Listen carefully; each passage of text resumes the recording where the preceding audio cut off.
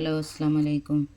ഇന്ന് ഞാൻ നോമ്പിന് വേണ്ടിയിട്ട് സ്പെഷ്യൽ മസാല ഉണ്ടാക്കാൻ പോകുന്നത്. അതിന് വേണ്ടിയിട്ട് കുറച്ച് അയമം, മല്ലി, ബഡി സോപ്പ്, ജീരകം, ഇത് സൂട്ട്, ഉണക്കിഞ്ചി, കുരുമുളക് തവക്കിട്ട് വറുത്തെടുക്കണം.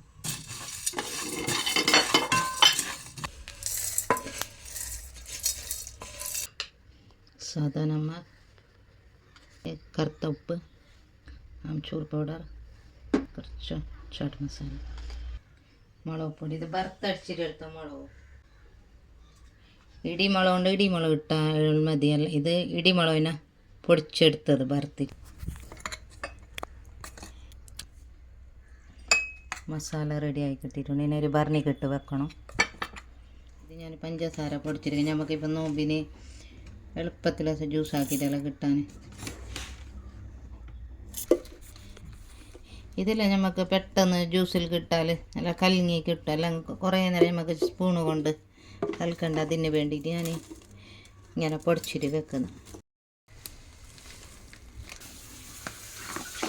ഇത് നമുക്ക് കബാബെല്ലാം ഉണ്ടാക്കാൻ വേണ്ടിയിട്ട് നമ്മൾ ഇങ്ങനെ പൊടിച്ചിട്ടെടുക്കുന്നു. ഫുള്ള് പൊടിച്ചിട്ടെടുക്കാൻ പാടില്ല, ഒരു കഷ്ണം ഉണ്ടാവണം.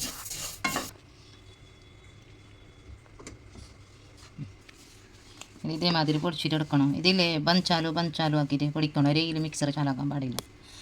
ഇത് നോക്കി, ഇതേമാതിരി പൊടിച്ചിട്ടെടുക്കണം. റെഡിയാണ്. നമുക്ക് കബാബെല്ലാം ഉണ്ടാക്കാൻ വേണ്ടിയിട്ട് മസാല എന്തിൽ കിട്ടാൻ പറ്റിയത് ഇതേമാതിരി പൊടിച്ചിട്ടെടുക്കണം. ഇതേമാതിരി ഞാൻ ജീര, ബഡി സോപ്പ് എല്ലാം പൊടിച്ച് വെച്ചിട്ടുണ്ട്.